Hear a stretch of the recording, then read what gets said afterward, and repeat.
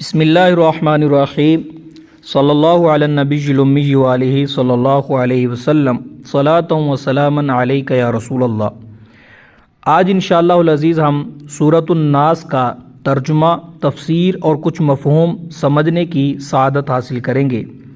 سورۃ الناس یہ اللہ تبارک و تعالیٰ سے پناہ مانگنے کے حوالے سے ہے، شیطان کے شر سے اور انسانوں کے شر سے پناہ مانگنے کے حوالے سے یہ سورہ مبارکہ ہے۔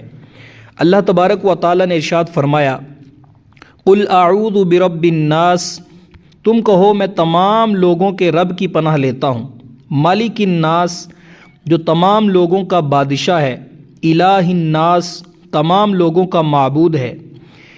یہ اللہ تبارک و تعالیٰ کی تین اوصاف بیان کیے گئے ہیں کہ جو لوگوں کا رب بھی ہے، مالک بھی ہے اور الہ لوگوں کا الہ بھی ہے، بادشاہ بھی ہے۔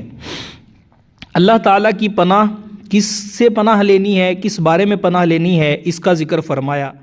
من شر الوسواس الخناس، بار بار وسوسے ڈالنے والے، چھپ جانے والے کے شر سے اللہ تبارک و تعالیٰ کی پناہ لینی ہے۔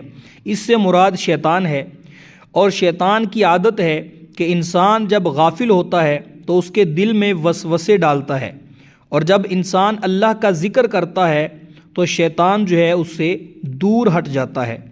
وسوسہ دل میں خیال جو آتا ہے، بعض اچھے خیالات بھی ہوتے ہیں، بعض برے خیالات بھی ہوتے ہیں، تو جو برے خیالات ہوتے ہیں ان کو وسوسہ کہتے ہیں، اور جو اچھے خیالات ہوں ان کو الہام کہتے ہیں۔ وسوسہ یعنی برے خیالات جو ہیں یہ شیطان کی طرف سے ہوتے ہیں، لہٰذا ان پر لا حول ولا قوت الا باللہ العلی العظیم یہ پڑھنا چاہیے۔ اور الہام فرشتے کے ذریعے اللہ تعالیٰ کی طرف سے بندے کے دل میں بات ڈالی جاتی ہے، اس لیے اس پر اللہ تبارک و تعالیٰ کا شکر ادا کرنا چاہیے۔ دو نفس انسان کے اندر ہیں، ایک نفس امارہ اور دوسرا نفس مطمئنہ۔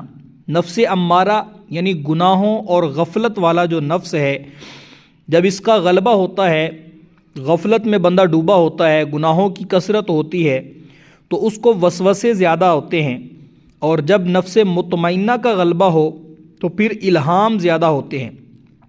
اور شیطان ہمارا ایسا دشمن ہے جو ہمیں نظر نہیں آتا، وہ ہمیں دکھتا نہیں ہے، ہم اسے نہیں دیکھ سکتے، تو وہ ہمارے دل پر وار کرتا ہے، یعنی سامنے سے نظر نہیں آتا، دل میں جو ہے وہ وار کرتا ہے۔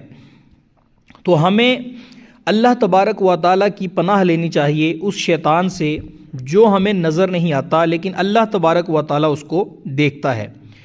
آگے فرمایا الذی یوسوس فی صدور الناس، وہ جو لوگوں کے دلوں میں وسوسے ڈالتا ہے، یعنی شیطان زبان اور آواز سے نہیں، کان میں آ کر نہیں کہتا یا سامنے آ کر براہ راست نہیں کہتا، بلکہ دل پر اثر کرتا ہے، دل پر وسوسے ڈالتا ہے، دلوں کے اندر جو ہے وسوسے ڈال دیتا ہے، بری چیز کو اچھا کر کے دکھاتا ہے، خود دشمن ہے مگر اس دوستی کے لباس میں آتا ہے۔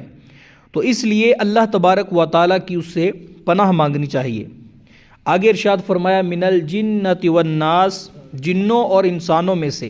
یہ بیان ہے وسوسے ڈالنے والے شیطان کا، وہ جنوں میں سے بھی ہو سکتا ہے اور شیاطین جو ہے یہ بعض انسانوں میں سے بھی ہو سکتے ہیں، جیسے شریر انسان ہوتے ہیں کہ جو لوگوں کو الٹے مشورے دیتے ہیں، غلط باتیں بتاتے ہیں اور ان کو راہ راست سے ہٹانے کی کوشش کرتے ہیں، تو ان سے بھی اللہ تبارک و تعالیٰ کی پناہ مانگنی چاہیے۔ جنوں اور انسانوں کے شیاطین سے اللہ تبارک و تعالیٰ کی پناہ مانگنی چاہیے۔ اس کے لیے یہ بہترین سورہ مبارکہ سورۃ الناس ہے، اس کی کثرت کرنی چاہیے۔ انشاءاللہ العزیز جو دلوں میں وسوسے ہوتے ہیں وہ بھی ختم ہو جائیں گے اور شیطان سے بھی پناہ حاصل ہو جائے گی۔ اللہ تبارک و تعالیٰ ہمیں شیطان کے مکر و فریب سے بچنے کی توفیق عطا فرمائے، آمین بجاہ النبی الامین صلی اللہ تعالی علیہ وسلم۔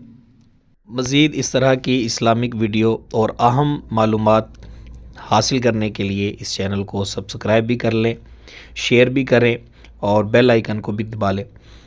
جزاک اللہ خیرہ۔